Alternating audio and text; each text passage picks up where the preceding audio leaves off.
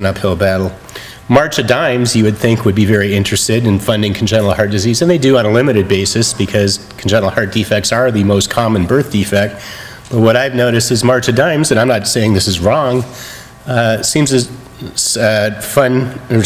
devote a lot of their resources to funding ways to prevent prematurity, and that's a very valid argument, but that's the way it is. The one grant that I've gotten most recently actually was a grant from an organization called the Children's Heart Foundation.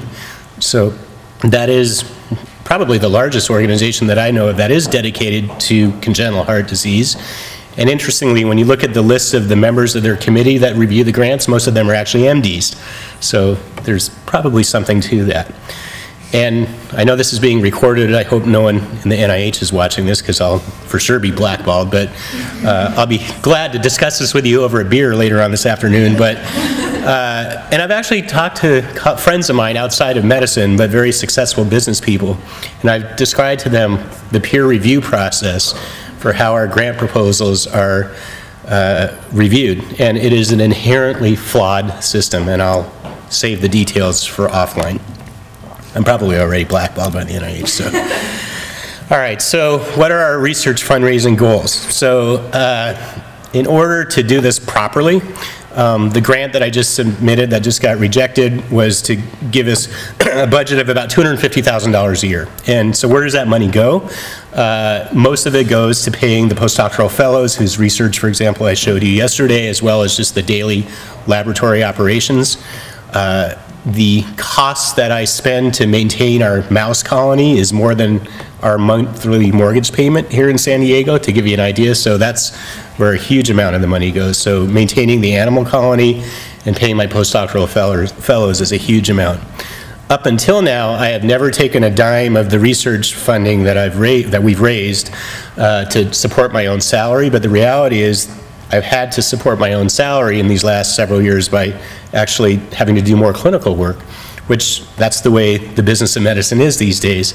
Consequently, it takes me away from doing what I think I do best and that I'm more uniquely sort of qualified to do, namely the research. And so I'm sort of slipping further and further behind because I have to do more clinical work just to pay the bills.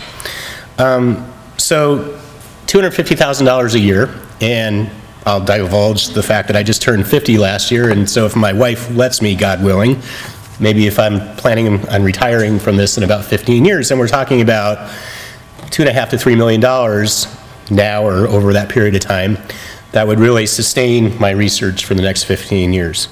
And don't forget, individuals as well as corporations, I think corporations are actually legally bound to have to devote some of their money to charities. And for my research, whenever anyone donates to my research, the mechanism is they basically write a check that's made out to the University of California Regents, which gets funneled right to our development office. And I'm very proud to say that 94% of those funds go directly to my research account.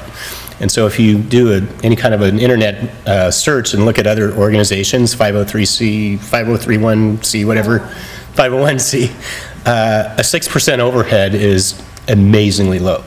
And so that's just something to be aware of.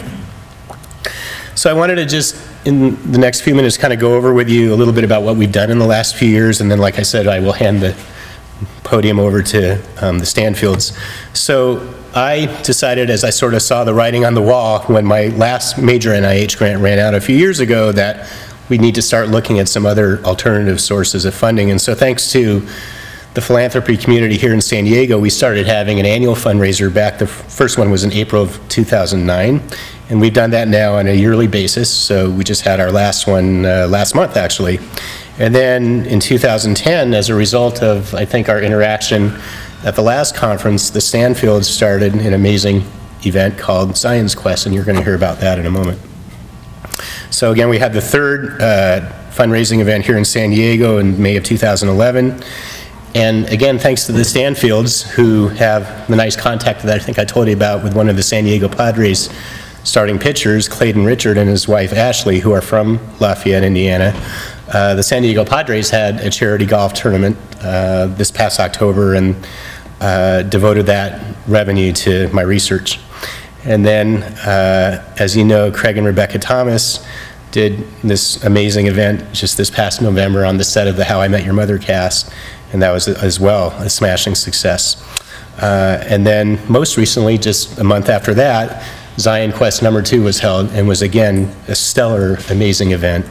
And I'll talk in a minute about just sort of my observations from being able to be part of these events.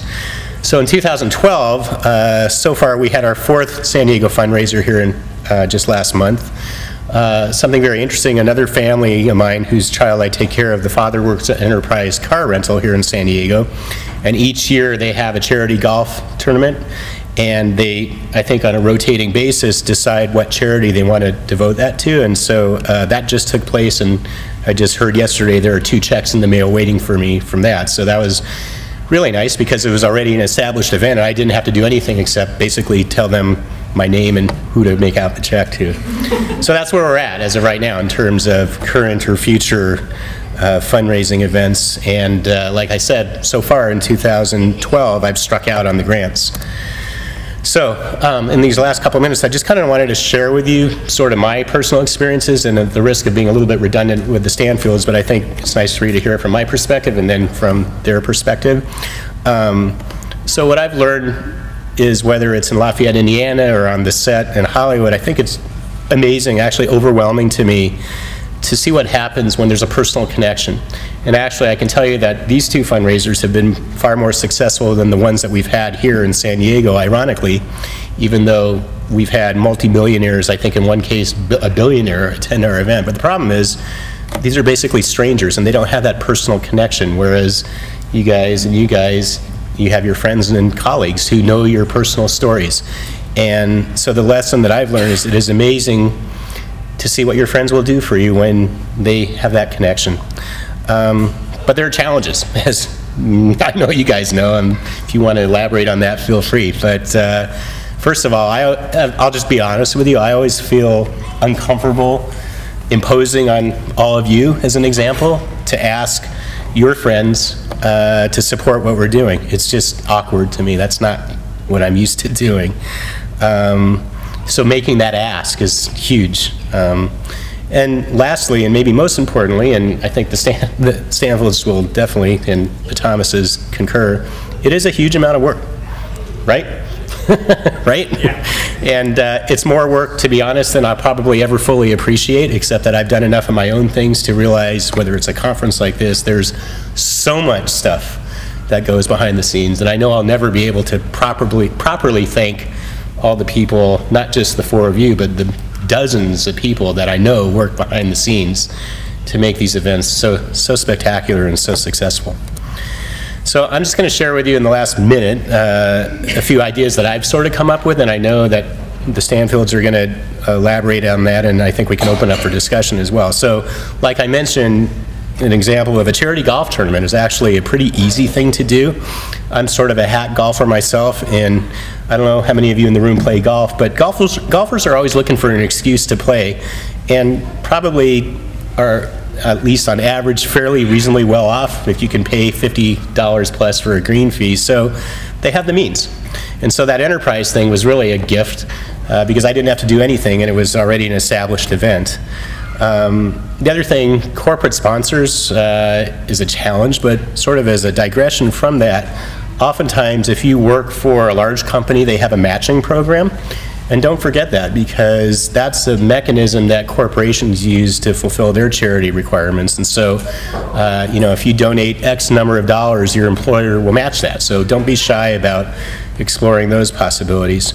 And another thing to keep in mind is, which I always like to put in my grant applications, but it's true, is that even though 11Q, don't forget, is a very rare disorder, the things that we're studying in and of themselves are actually quite common. As I told you, congenital heart defects, congenital heart disease is the most common birth defect.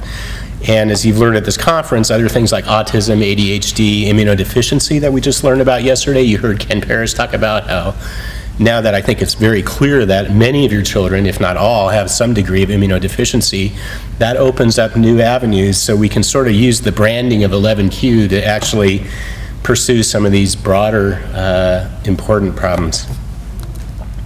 So this is what I said in that email, and I'll just reiterate it. I'd like to make an appeal to you for your help it's clear to me that for the reasons I mentioned above that you've heard me talk about, we really have to take it upon ourselves, like these 4 people have, to obtain the essential funding to keep our research going. And I really, truly, from the bottom of my heart, want to thank all of you for your support and friendship, and let you know that as long as I can keep doing this, I'm going to keep trying until I literally have no money, and then I can't pay my postdocs and run my lab. But I think this is an incredibly unique and wonderful collaboration that we've established between the researchers, the clinicians, and all of you. And I would dare say I have not really been to any other rare disease support group meetings, but I would be willing to bet you that this one is as good as anyone there is in the world. And so I'm never going to lose my passion and quest to try to keep this going to help your kids and many others. So I guess I'll just end by saying, at the risk of being a little egotistical, stop and think for a moment where we would be right now if it weren't for research. And I think that's about it. I was going to say, stop and think for a moment, hopefully what you've learned from this conference and in previous conferences, and imagine not only for you, but for future families, what the consequences might be if we're not able to continue to have this conference. So I will end it on that sort of emotionally mixed note, and then hand it over to the Stanfields. Did you want to ask a question?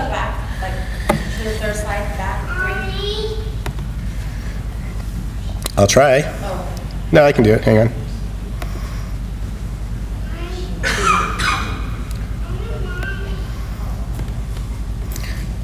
The third slide from the beginning or third slide from the end? From the end, okay. Well, actually, I just... Where you have the ideas of... This one? Yeah.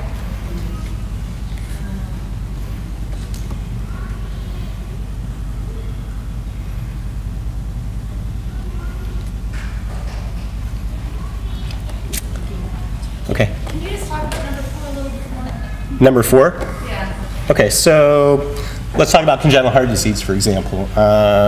If you run into a, this is all hypothetical. Let's say you run into a well-off family that has a child with a congenital heart defect, but not Jacobson syndrome. The idea is you can state something to the effect that the research that's going on as part of 11Q will help children like theirs as well. That's how you market it. Or autism now, or ADHD, or immunodeficiency.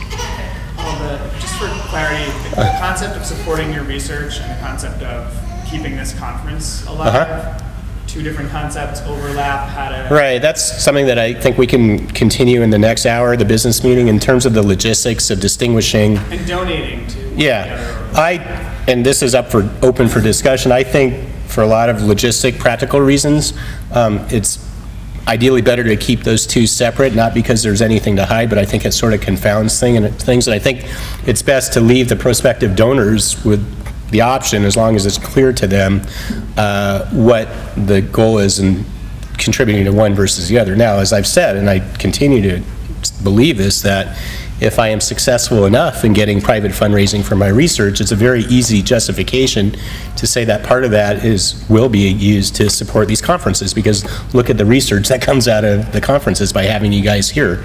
I mean, the skin biopsies, for example, once we start doing some studies with that, that is an enormously valuable resource that I'm hoping is going to put me in a position to get more research grants. So, you know, it's an easy sell. But, you know, right now, honestly, I'm trying to figure out how I'm going to keep my lab going after next summer. So first things first, but so don't lose sight of that. There's another question or 2? Yeah.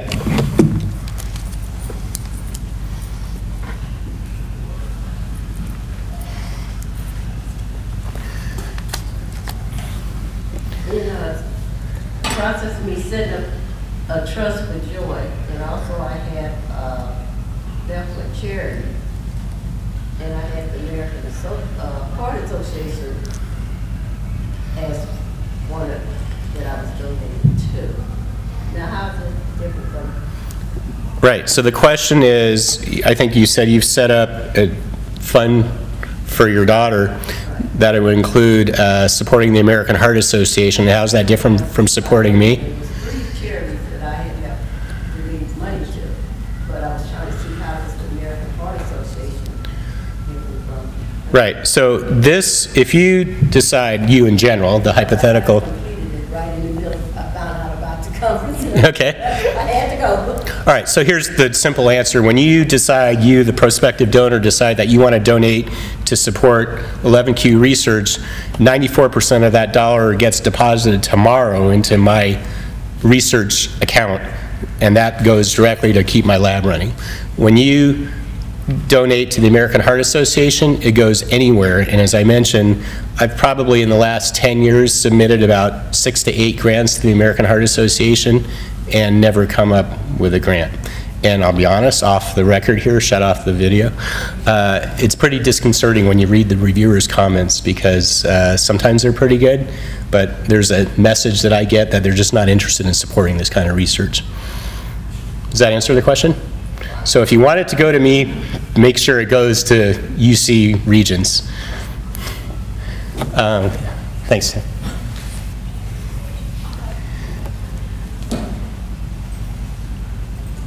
thought I remembered seeing something about, something maybe that you put on the site regarding Alzheimer's, linking your research with Alzheimer's. Is that another one that we could? Right, so that would be another potential avenue, and the connection is that the neurogranin gene that you heard me talk about, that we think if we can find, let's say, pharmacological ways to boost up neurogranin function, will help people like your children with memory and learning deficits. But we think, this is hypothetical though, that it could help a much broader sector of the population, like people with Alzheimer's disease. And the reason why I specifically cite Alzheimer's disease is that there are studies that show that if you look at the brains of some patients with Alzheimer's disease, the level of the neurogranin protein is decreased. So that's the connection that, of course, if we had the funding, we'd love to explore.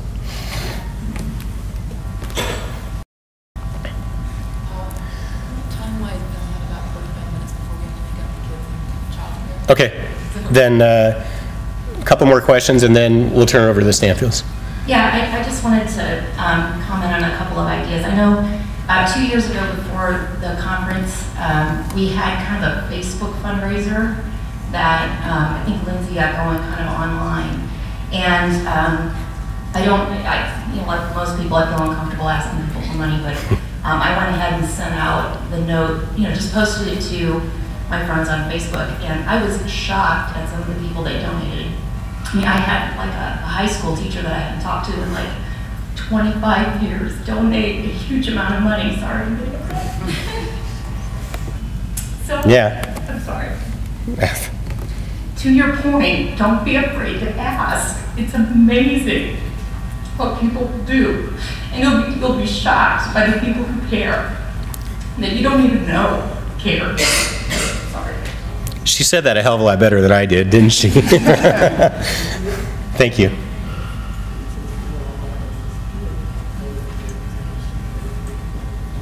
Paul, can you please give us some of the specific information we will need to solicit, donations on your behalf, like where we need to. Sure, I can do that offline. The tax ID number. Awesome. Yeah, That's absolutely. something we can download so that Yeah. we can keep it and use that information. Yeah, I mean, we can hopefully, if it's not been done already, I don't think so, but we can post that Yeah, hopefully on the website. So. I asked Lindsay, and she graciously made sure that I got information pertaining to, Yeah, and that sometimes needs to be updated, so when I go back on Monday, tomorrow, or 2 days from now, I'll get the, Thank you. Craig, and then, Do you think that something could be set up on the website, Paul, that's a really easy, like, kind of 1 or 2 click way to donate with a credit card? yeah, and I've got That someone, doesn't exist yet. no, and that's a great thought, It would be that, so great and easy to be able to yeah. do that, and that's a great idea. All of us sending out mass emails and asking people to just go with their credit card and go like a PayPal mechanism or something, PayPal, yeah. If we can do that would be There's a amazing. PayPal link on the website. Okay, I'm just going to raise the problem with it from a fundraising perspective, since we've just done that, because we had massive discussions about whether or not we wanted to set up a PayPal account for our fundraiser. And the problem is that you can't track who is donating because what. And if you do it directly through the website, you don't know that your high school teacher donated to Paul and that you want to send a personal thank you note saying, I can't believe that you did this, this means so much to me, blah, blah, blah. We decided that we wanted to set up our own spreadsheet and make sure that all the donations came to us so that we could track it, especially if we want to do a future fundraiser.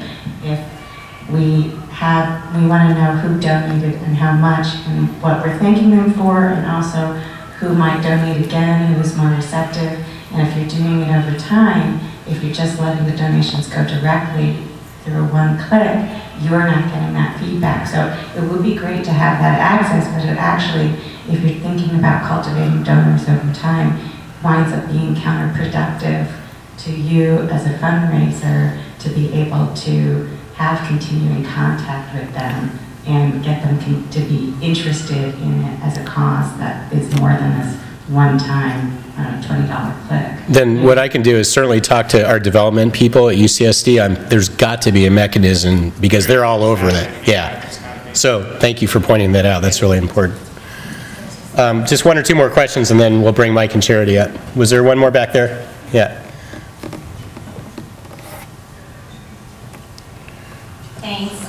Just to touch on what Stephanie was talking about through Facebook, we've had success with causes on Facebook, and I think Lindsay's the one who set that up originally.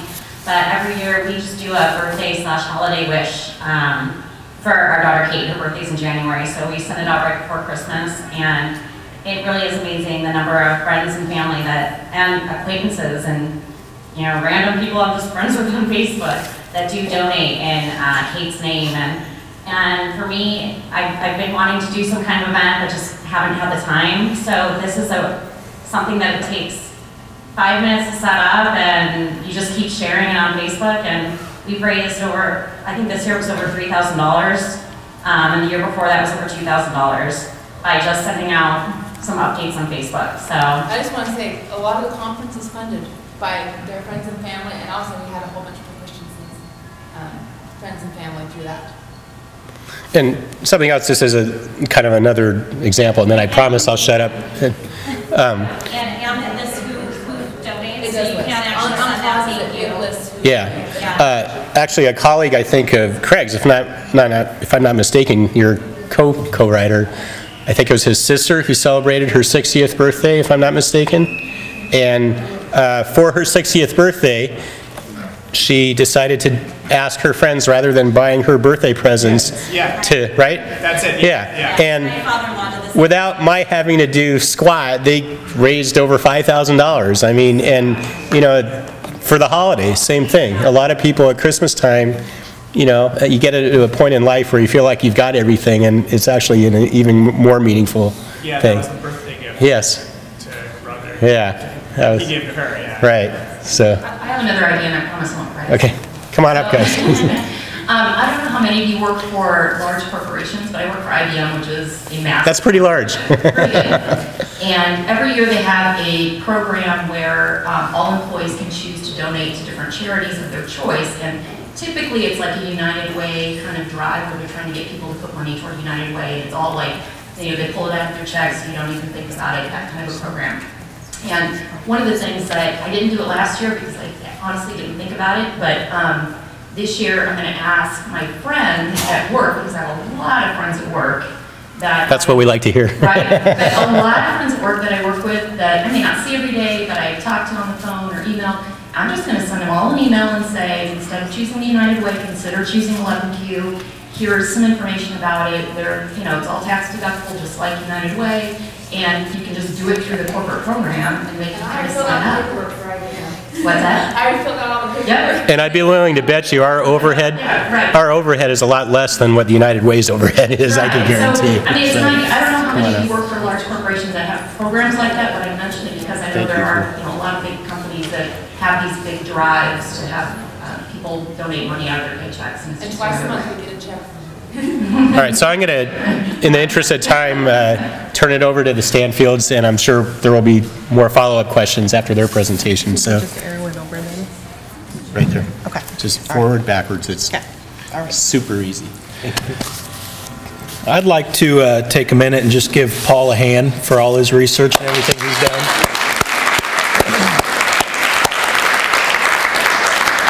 And really like to thank everybody on the World Wide Web. I think it's very amazing that everybody's joining us and taking the time that they can't be here that are here. And I hope as much as our lives have been affected by this conference, that everybody's life in here has been affected by the conference. And 2 years ago, I remember going around like for our introductions on Wednesday night, and I remember standing up and saying, basically, this is not exactly what I said, but I said I have no clue that's why we're here, about what we're dealing with. In that amount of time, our son has got a diagnosis of autism through the conference, and to me, a diagnosis means that we get answers. So for 4 years, we had a very abnormal son that no one knew what he had, and then we found out that he has Jacobson syndrome. So we had an answer. So to us, and to my wife especially, it gave us a reason to want to do something besides sit around. I know it's easy, and every one of you might get motivated, and you might not get motivated, but I want to encourage you to get motivated, because it's easy to be motivated here, but when you fly in and you deal with the challenges every day of those children, you just forget about it. Well, the Thomases are going to take care of it. Dr. Paul's friends are going to take care of it. The guys in La Jolla, they'll take care of it. But it's really up to us. And I would like to see a show of hands of anybody that has not gleaned one thing from this conference. So, does everybody have a responsibility to do a little something is my question. Because we've had talk after talk with Paul, and that guy works hard all the time. And I really don't know how your wife does it and puts up with you. And Krista, keeping us a clean atmosphere. She's a very understanding person most of the time. Because I know that when my wife's in the rhythm, I don't know how I put up with her, but I do, because I know that it's for a good thing. And this woman changed 2 years ago, and it has given her life and a reason to wake up in the morning and want to parent her son. Where before it was drug me, drink me, whatever it could take to take away the pain. This is her new medicine, fundraising. And it's not an easy task. We have been rejected, just like Paul has been rejected, time in and time again. You know, we go to our banks that we have multiple loans with. Hey, you know, we're having a fundraiser, and we can't even get $50 out of them. $50. And I have to ask them where the check is, and that's from my personal banker, not the bank itself, because they give all their money to United Way. And they want to give all their money to these resources, but they don't understand that they got a real reason in a real personable town and something to believe in. And I'm really encouraged that, you know, your teacher from 25 years ago, that's an awesome, awesome testimony, because it's real. So, before we get started, I really want to say thank you, and I hope Heather Wainwright is paying attention. She needs, or on the World Wide Web, she needs so much thanks from us. She helped us through our fundraisers. She put this slideshow together. It is very professional, and she did all the work, and she could not be here, but I want to thank Heather and give Heather a round of applause, please. She is an 11Q mother and couldn't be here. Maybe some of you know Heather, but she's just worked really hard with Charity to put all this together. I really wanted to tell a little bit of a story just before we get the slideshow started about we rode to get Zion's skin biopsy, and we rode with a family that had a new diagnosis, and the whole way there, you know, he's talking about his life and his hobbies and his things that he does. Loves nature, and I think he's on the World Wide Web, so I hope he is. There's a part of me that just realized, well, what is our hobbies? He asked you. He asked us what our hobbies was. And it just dawned on me the next morning, we were talking about it, it's Zion. Zion is our hobby. And the slideshow and everything you're going to look at, it looks so pretty and it's so neat and it's so everything else, but you talk about the hardest times of our life. To put it together, to do it, to have the volunteers, to have the help, but I could not think of a better cause that it could go to.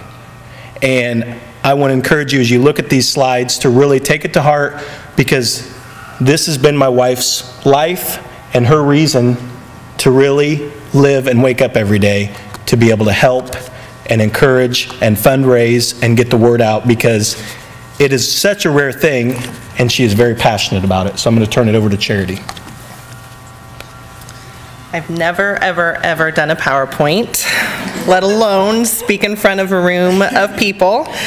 And I think I want to say before I just go through them, you know, I think we'll just go through them quickly. She did a wonderful job, kind of break it down, and then we'll just open it for a discussion.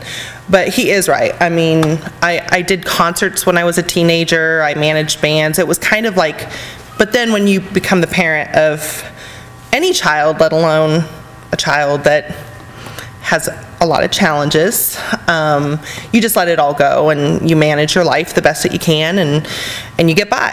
And it really did. It gave me an idea, and you know, $17,000 2 years in a row in the scheme of things isn't much, but if you create the name and keep it going, it can make a significant difference. And I think if everybody even did something manageable, we could definitely make a difference. So I'm going to start with the first slide she has, the reason we did what we did.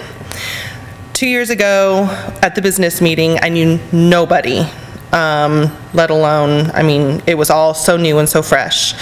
And I just went home thinking I can do something, you know, but I was thinking something simple, something real manageable. And my hairdresser, who we just started to talk, and she was opening a full-scale salon, and she just took the idea and said, we can make it into the grand opening, and we'll just combine Zion's Quest with her grand opening.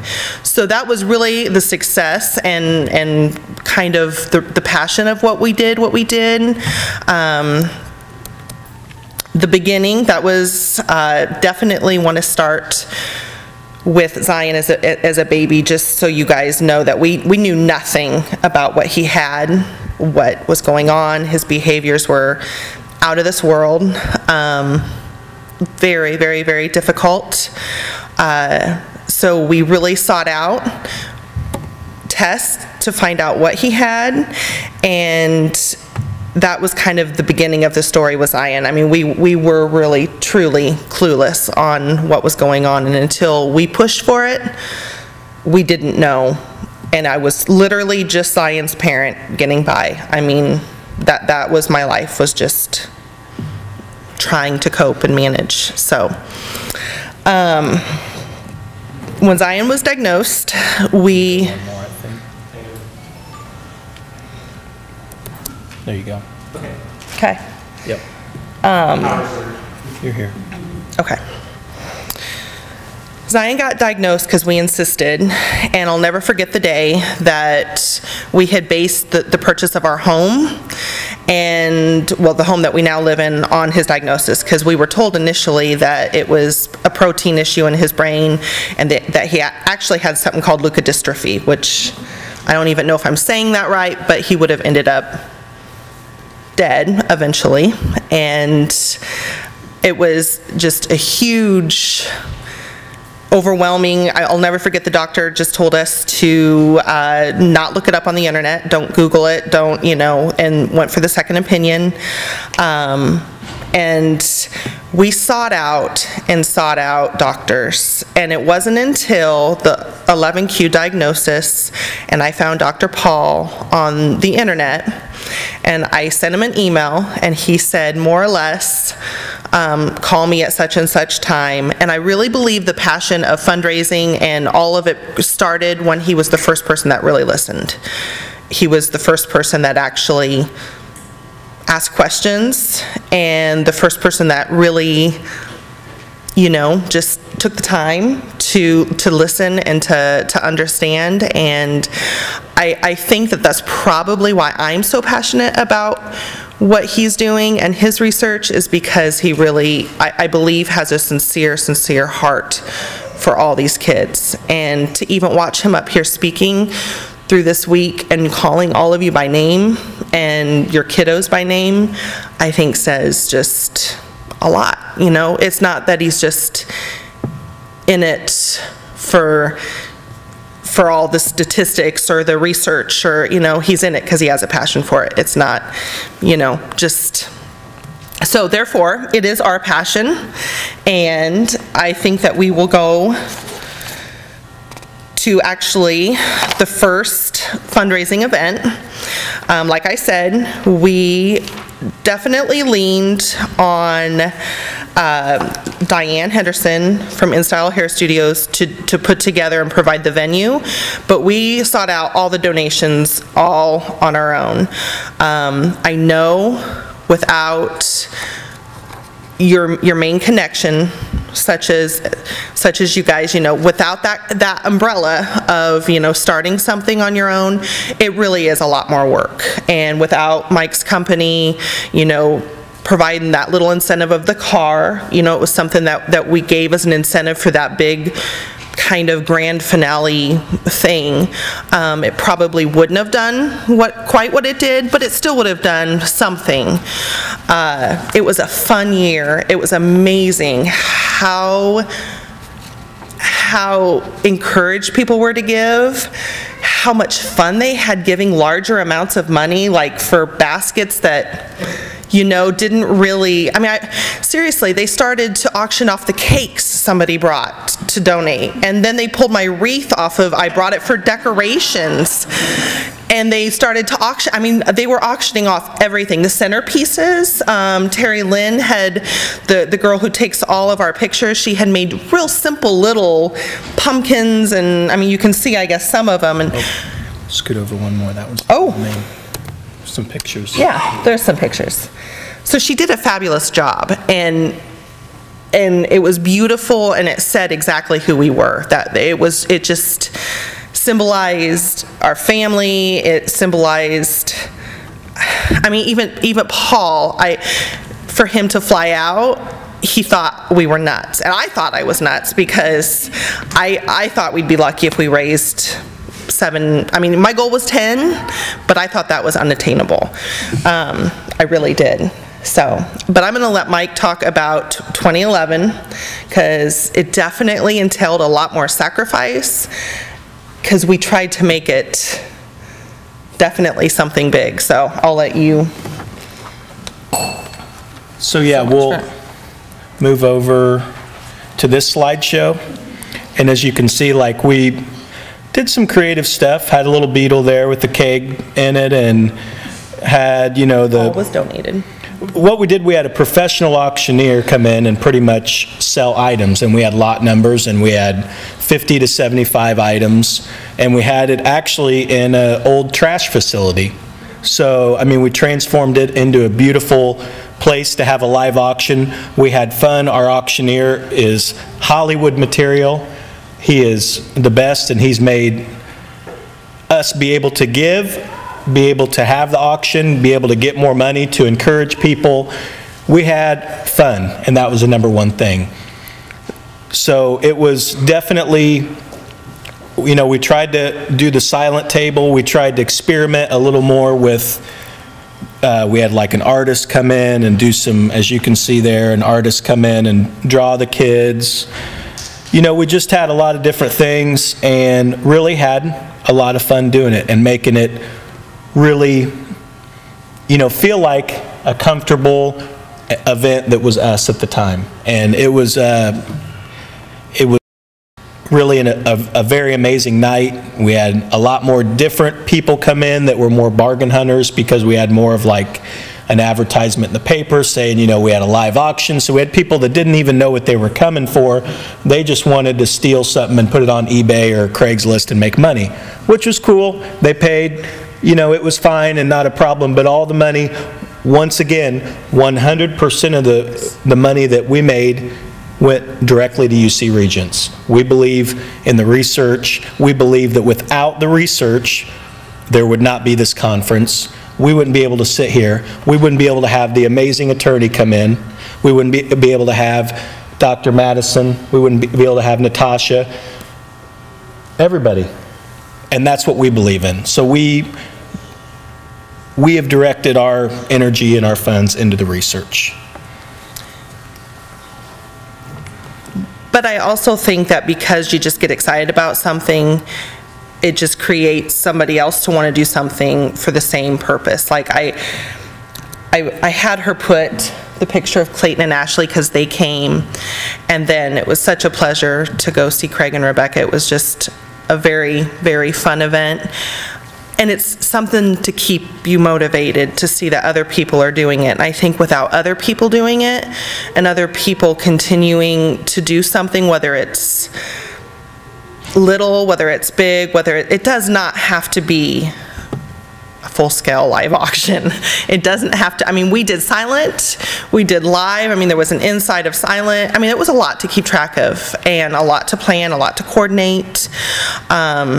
But from somebody's idea, I don't think it was anything that me or Mike really did. It was just that I was passionate about it, therefore he went along with it, and it created other people to start thinking. But so our 2 cents, I think honestly and truthfully, friends and family.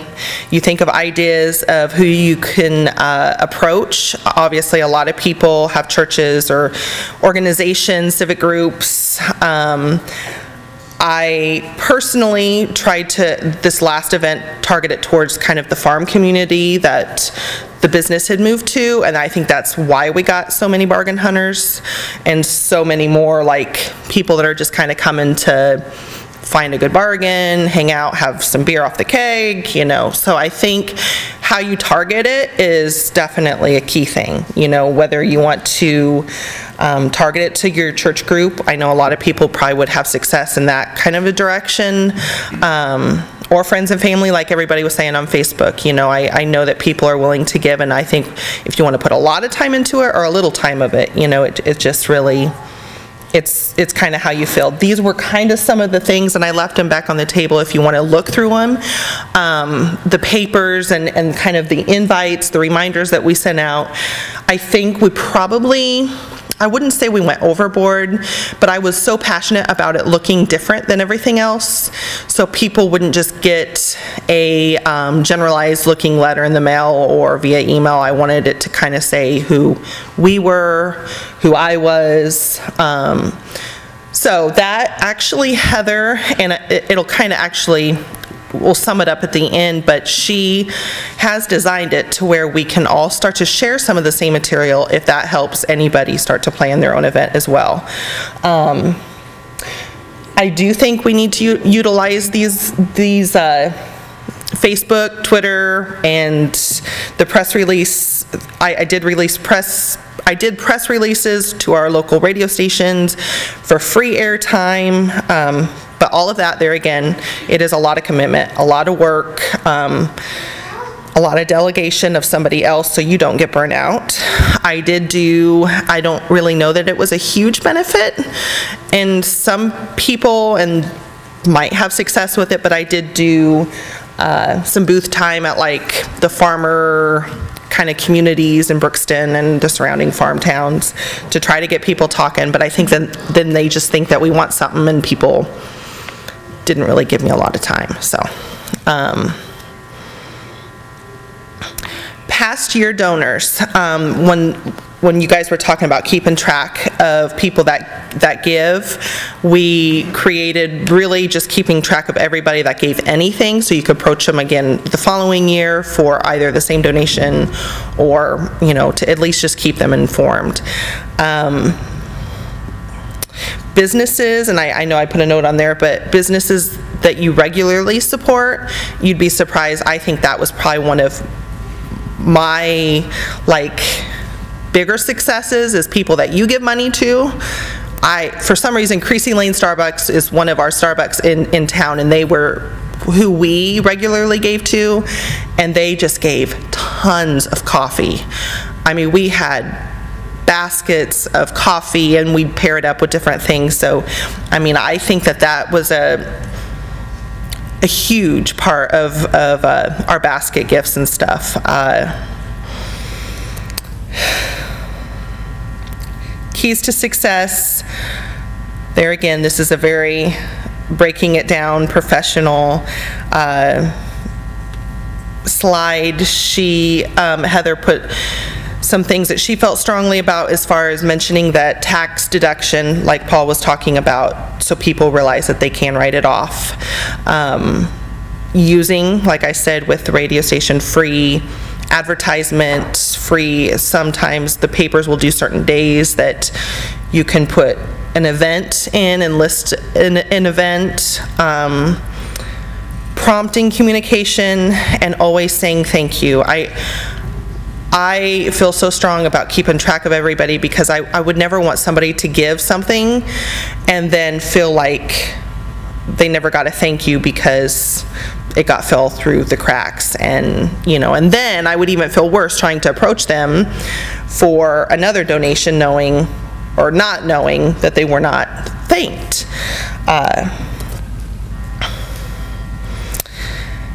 Event planning, again, keys to success, leadership, organization, communication, and volunteers. Always say thank you. I think probably one of the biggest ones missing on this right now is also delegation. I don't delegate well. I can because I want the help, but I like it also done kind of how I'm picturing it. But you have to delegate, or it's just, you're just going to end up burnt out and not being able to do it again next year. So where to next is something that I have several little ideas as a group that we can do. I kind of have envisioned maybe a packet of information we could get together, and that way everybody has it on hand that can approach.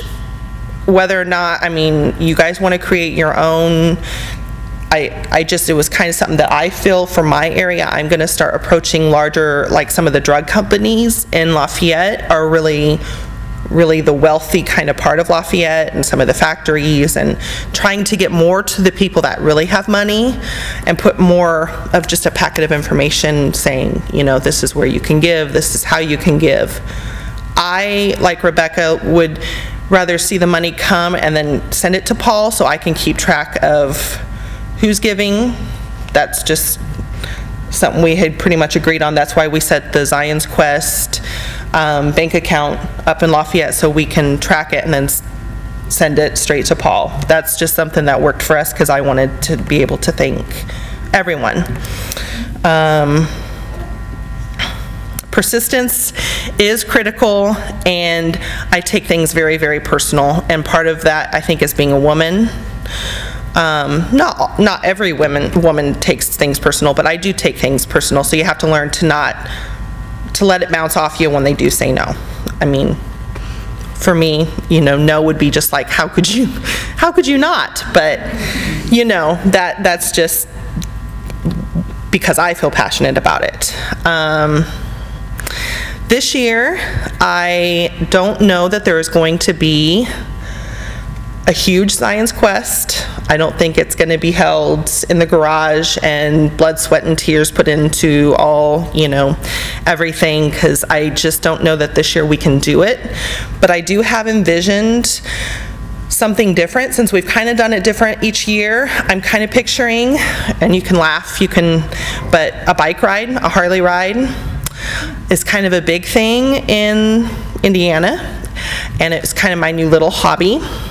And I kind of am picturing maybe approaching Eagle Harley or one of the Harley places in Lafayette, having somebody organize the ride because that's their thing, and just putting my touch on it, and hopefully maybe ending up somewhere and having a little concert. There's a couple local musicians, something different but a little more obtainable, a little more, you know, not so much going on. I don't want to have a silent auction and a live auction and the auctioneer and the PA, and, you know, I would rather make it a little bit more obtainable. And so I really would like to see other people just carry the torch of the idea of doing something. Because I really think that if we keep it similar and keep it going, it all can end up on the map. And I know people just think I'm nuts when I say stuff like that to them, because it's something that I feel passionate about, but I just think that our little kids can end up being somebody that everybody recognizes in a certain sense. Just like, I mean, if you think of all the organizations that Paul was talking about, it all started somewhere. I mean, breast cancer all started somewhere, you know, and I think that rare diseases and for sure Jacobson syndrome can end up definitely something that people know about. This was part of the letter that Paul initially sent out, and probably my favorite part of that letter after the first Zion's Quest. And I've kept it pretty much in anything, any letters that we send out or anything, I always put something, a clip of that letter. So choose something that you're excited about. If it's a Harley ride for you, or if it's somebody mentioned, oh, I had a girl approach me saying that she's in massage school and that she plans to start maybe a week once she's established and going, and, you know, choose something that you're excited about, you know, your field. Like for Mike, it was putting that car, that one unique, low mile, different, you know, that's his thing, you know, something that you can be passionate about and that you're excited about. You know, a lot of women are part of, I mean, I don't go to any of them, but, you know, like the chef, the different organizations where, like Mary Kay, or 31, is that one of the new ones? Different groups of women that could maybe, because I had a candle, I had Yankee donate a basket and then continue to donate money off of a certain percent of purchases and amounts sold. So there's different, I mean, there's different ideas, and it's definitely not going to be the same thing for everybody. Those were some of the ideas I had already went through. As far as jewelry was another idea that I had. I've had a lady approach me that designed a necklace that had a heart, and you wouldn't have to put 11Q or somebody's quest for 11Q, but it could be a puzzle piece if your child is autistic, or, you know, something that a certain percent of those cells are going to Paul's research. This was a website that Heather designed, and I encourage everybody to go, because a lot of the information she put on the slides, she's just spent a lot of time creating it as more of a way that people can go and get some of the letters we sent out that are already created, that all you would have to do is add your personal, you know, whether it's a photo or change the names. A lot of that is available to you guys, and then she felt very passionately about putting all of the different 11Q organizations out there right now.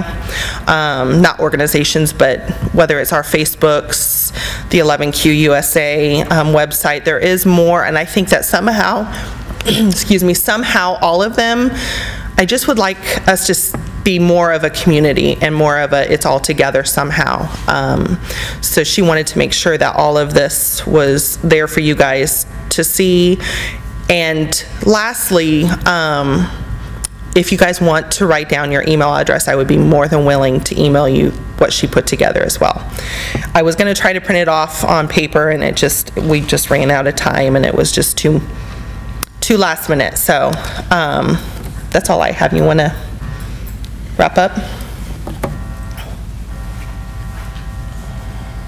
Where was your video at? It went right past it. Did it go past it? You want me to see if I can pull it up? Sure. I'll try. This is what, slide number 4, I think? Was it 4? I didn't even think about it until he went up there. I think in a previous life, you did a lot of PowerPoint presentations. Yeah, I would agree. Oh, there it is. You know what, hang on a sec, maybe, this is, Was that the first one she sent? hang on, yeah. No, wait, this is mine. Hang It on. was blank. It's Yeah, all that's right, my we don't note. have to Okay. watch me on the news. Honestly, when she said she was gonna put it on there, I thought, I really don't want everybody to see me on the news, but she was so insistent, and I was like, oh, seriously? Maybe, yeah, maybe that, I'm not sure what happened, actually. Because the news really did our local news did a fabulous job. They came to our house the first year and interviewed me. Oh, here it is, I think I found it, it was underneath. No, yeah, something's wrong with the transmission, lucked sorry. I lucked out. You want to do a live demonstration? No, I don't. But I did All right. talk about how the geneticist, it was actually a genetic counselor that set us down, and all we were told, literally, was that Zion had a deletion of the 11th chromosome, and she handed me like printed off papers, and later I discovered they were actually some of Paul's papers, but it had like a couple pictures of the face functions and just different pictures, very basic stuff. And Mike, I'll just never forget, in his extremely pissed off voice said, "So what now? Where are you sending us? Okay, that's what he has. What can we do?"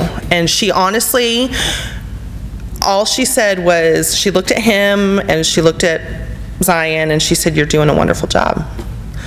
You seem to be doing the best that you can." And that was it. That was all. She said, "I could try to set you up with a psychologist," but it was no, like, that was it.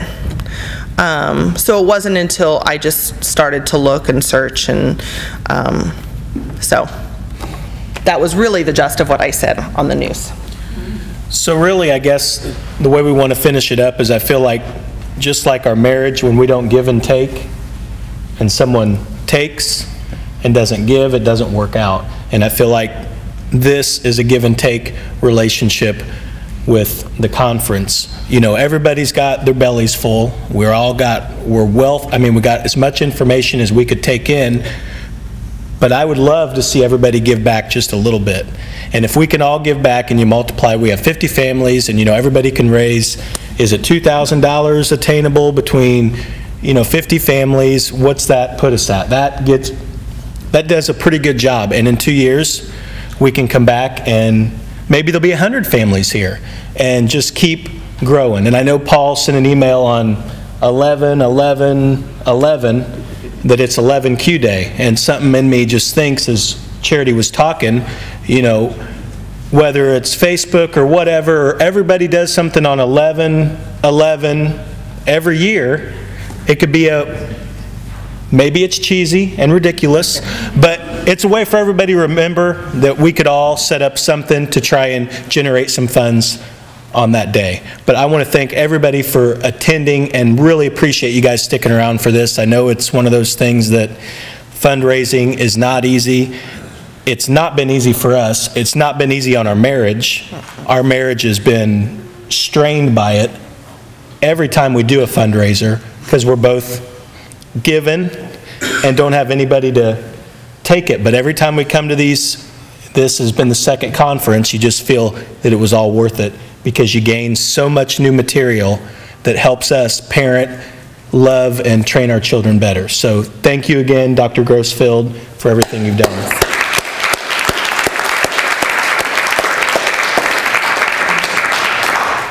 If people have ideas. Oh, yeah. I have one question online here. It asks, how do we find corporations or organizations that can rotate their charitable donations? I learned about it just by accident. I think you just have to talk to people, and there must be databases out there. I don't have a specific answer to that question, but I think you just have to talk it up. I wish I could give you a better answer. I mean, like I said, enterprise car rental, does this. But I think if you're aware of it, as you see these, become aware of these different fundraising charity events, that's the opportunity to start asking questions. What are you guys doing for next year's event? You know. And I do